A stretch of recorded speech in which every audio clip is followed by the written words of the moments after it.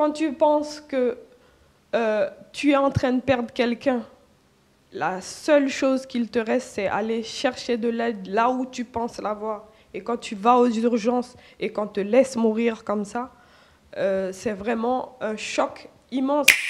Je suis Clarisse Tarot, la cousine, la sœur, la collègue, camarade de classe de Erin.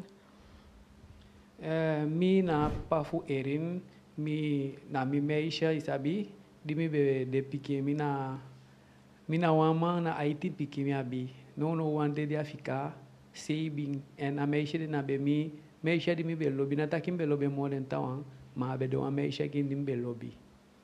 Alors, il disait que c'est le papa de Erin, père de 8 enfants. Aujourd'hui, il en reste 7. C'était sa fille bien-aimée, pas pour dire qu'il aimait Erin plus que les autres, mais c'était sa fille qu'il aimait tant.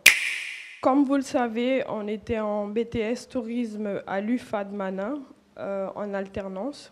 Donc, on avait 2 semaines de cours en centre de formation au lycée Léopold Elfort de Mana, ainsi que 2 semaines en entreprise. On travaillait à l'office de tourisme de Saint-Laurent-du-Maroni. Alors, on a terminé une session en centre de formation, notre dernière session de centre de formation. Le 24 avril tombait sur un dimanche. Elle était à l'accueil ce jour-là à l'office de tourisme de Saint-Laurent. Elle se mit au bord de la route pour chercher un transport pour aller travailler. D'habitude, elle avait quelqu'un affrété à venir la chercher tous les matins, la ramener à la maison. Malheureusement, cette personne eut un accident avec sa voiture, ne pouvait pas venir la chercher.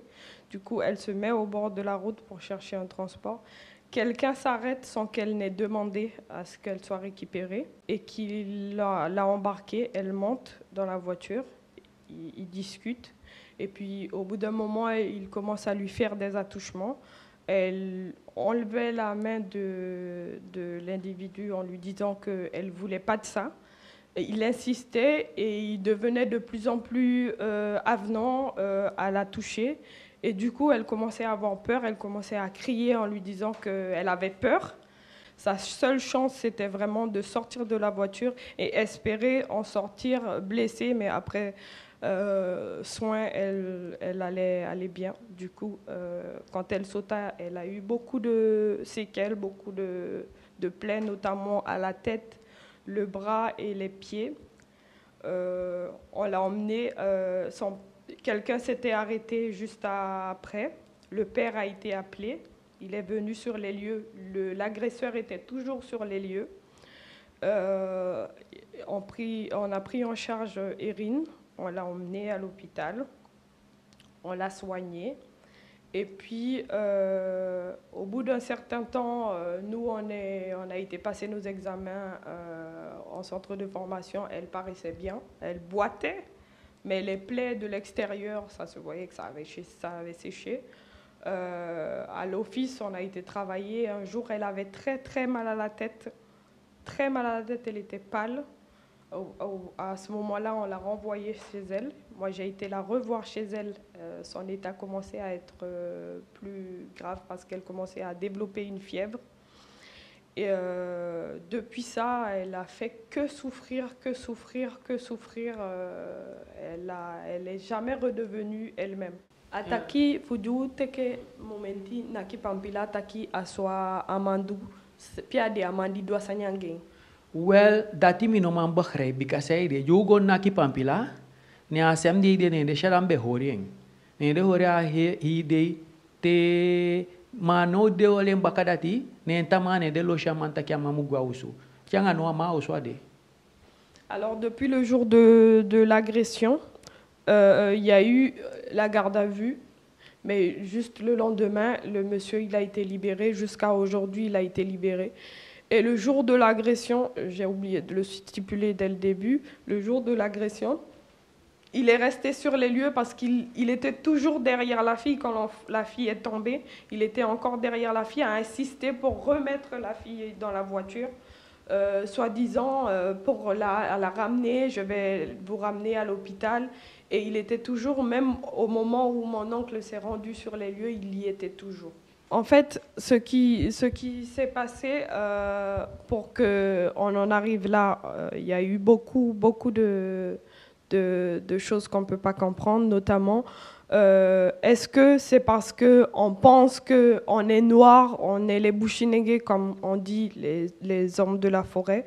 Est-ce que c'est parce qu'on c'est pour ça qu'on pense qu'on peut nous avoir aussi facilement, qu'on ne comprend pas, même si on ne maîtrise pas tout? Est-ce que c'est parce qu'on ne maîtrise pas tout, qu'on pense qu'on est couillon, qu'on ne comprend pas comment se battre pour notre droit? Mais les choses n'iront pas comme ça, parce que là, cet incident peut amener des choses beaucoup plus graves, parce que là, ça pousse à créer de la division, ça pousse à créer de la haine. Donc il y a beaucoup de questions, beaucoup d'émotions, beaucoup de troubles qui se passent, mais on aimerait bien avoir les réponses. Et aujourd'hui, si on a de la colère, c'est pas parce qu'on veut haïr gratuitement ou on veut créer de la haine, c'est parce qu'on veut juste comprendre et on veut juste que la justice soit faite et qu'on comprenne et qu'on n'arrive pas jusqu'à à perdre notre civisme. On veut vraiment, c'est pour ça que le jour de ce qui s'est passé jusque-là, on reste calme et on laisse la justice agir à notre place. Et on ne veut pas que nos émotions nous poussent à aller prendre notre droit, parce que si ça se fait comme ça, ce n'est pas la meilleure des formes. Ce n'est pas tout le monde qui a le courage aujourd'hui de s'asseoir pour témoigner des faits. Moi, le jour des faits, j'ai parlé avec ma sœur. Elle m'a envoyé les photos. Elle m'a parlé de ce qui s'est passé. Et elle avait très peur. Même le jour où on lui parle de confrontation, qu'il y aura confrontation un jour, elle avait très peur, elle tremblait. Si elle n'avait pas eu de soutien de sa famille, de son père, pour qu'elle aille jusqu'au bout, je ne pense pas qu'elle aurait été jusqu'au bout. Et même, c'est immense, c'est tellement beaucoup, ça demande tellement d'efforts, tellement de courage pour quelqu'un de témoigner le jour même de l'agression. Parce que le jour même de l'agression, elle perd tout, parce qu'elle se sentait elle-même déjà inoffensive, vulnérable, et elle se demande si c'est parce qu'elle est petite, si c'est parce qu'elle est une fille, est-ce qu'elle aurait fait quelque chose, est-ce qu'elle n'aurait pas fait quelque chose, qu'est-ce qui a poussé le monsieur à faire ça? Du coup, c'est déjà très traumatisant pour elle. Au point de ne même pas avoir de mots, elle ne sait même pas comment exprimer ce qui se passe, parce qu'il faut déjà qu'elle le comprenne, qu'elle l'accepte, qu'elle arrive à le digérer et à savoir qu'est-ce qui se passe pour pouvoir en parler. Parce que si elle ne sait pas ce qui se passe, on ne peut pas mettre un mot là-dessus. Et que là, me pique à questionner. Diara, jaide nyamien, nya kwa usu, nya bel mien que pas nya time taki ede nyamien, bika saide. Sabi sa ido fnya sabu ande si fugien nem tan taki na data mugo ne mi teke en aboy fu minen kaya gamboy fu ne mi gya wagi bika mi se fa be man komoto fu chayengo ne mi gya boya wagi nya teke nya chaygo data ma problem de bi wa problem nga à l'hôpital fu na solang bika te go de data di de na pe ne habiten fu control you de na habiten fu luku fini bika saide wa sabi san pasa e fu na asabi ja sabi de woko e fu na wani jawani du den woko ma uno man sabi bika sayre dimi sendi ya boygo nemta ya boyta ki amu taygi den takide mu meka wan scan ge fu jabe kayne bika be meka wan gan accident da meka de meka wan scan ge fu de luku e fu na problem de du meke de nyame meke e ay kisita nga kolusu ne di de taygi den data nen data takina na ko un kolusu bika no ya bi e Macron da na ko un kolusu ne de saka meisha gwa uja du next gia meisha. Alors ce jour-là, il peut témoigner de ce jour-là que Erin a eu mal à la tête et qu'elle l'a appelé pour demander de l'aide à son papa, parce qu'elle lui demandait si il ne connaissait pas quelque chose, des alternatives comme une plante qui pourrait la soulager. Son père lui a dit « Non, ma fille, il faut penser à voir un médecin ». Et du coup, il donna son véhicule à son fils, le frère aîné, pour que le frère l'emmène à l'hôpital. Le frère l'emmène à l'hôpital. Et la prise en charge n'était pas ça, parce que il ne peut pas savoir si c'est parce qu'ils sont incompétents ou parce qu'ils ne veulent pas faire leur travail ou parce qu'ils sont dépassés, parce qu'ils ont des problèmes d'effectifs. Mais l'enfant n'a pas été regardé. Du coup, lui, sans aucune expérience médicale, est dit pourquoi on ne lui fait pas un scan pour savoir dans le corps qu'est-ce qui ne va pas. Mais ce jour-là, on lui a juste dit non, c'est juste une fièvre, c'est la période où il y a Omicron ou le coronavirus, ça doit être juste ça. Mais on n'a pas fait plus que ça pour regarder vraiment la source du problème. Taigi taki de besabi wansai de jameisha kisimanke anata sama chayengo na misevi chayengo datade. Na misevi chayengo umekia a dossier na accueil. Da e fu son sama ko ilu kwa nya computer ni musu shenen taki sama ya be kwa data fu son un problème kaba. Da e fu son sama ye do piki, da ja piki kwa data da im duan dipi onderzoek bika ja be kone ya be fene a probleem ja biabi. Da ja ko da im duan dipi onderzoek fu sabi sana probleem ja biabi to, ma de data no doing. Parce que le jour où elle a eu où s'est passé l'incident, c'est lui-même qui l'avait accompagné. Ils avaient déjà tout introduit en machine pour l'admission. Et du coup, ils savaient déjà qu'elle s'était déjà rendue à l'hôpital parce que c'est pas non plus à beaucoup d'intervalles entre les deux moments. Du coup, normalement, on sait que c'est dû à ça parce que c'est juste après, il n'y a pas énormément de laps de temps entre les deux moments. Du coup, normalement, même en machine, elle doit avoir un dossier médical qui stipule, qui enregistre tous les faits et les moments, les étapes où elle se rendait à l'hôpital. Donc lui, il ne peut pas comprendre qu'il ait eu encore à leur dire voilà, faites ça parce que ma fille, il y a quelques jours, elle a eu ça. Normalement, ils devraient eux-mêmes déjà être au courant.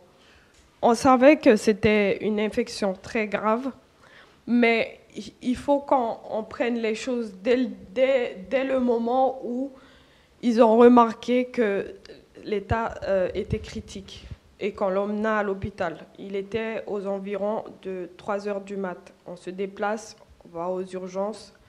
Aux urgences, elle était dans le couloir, enfin, en attente pendant tout un temps et on nous explique, lui, il voit que sa fille est en train de partir. Est-ce qu'on peut regarder, juste jeter un coup d'œil pour savoir?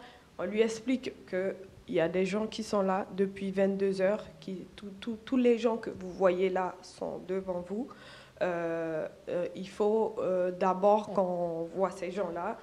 Et du coup, l'attente a été tellement longue que ce sont les gens, les malades qui étaient là, qui se sont mis à manifester parce qu'eux-mêmes voyaient que l'état d'Erin était critique. À ce moment-là, ils se décident un peu de quand même considérer le cas de Erin pour au moins observer ce qui n'allait pas. Donc on ne peut pas savoir si c'est parce qu'ils n'ont pas de médecin.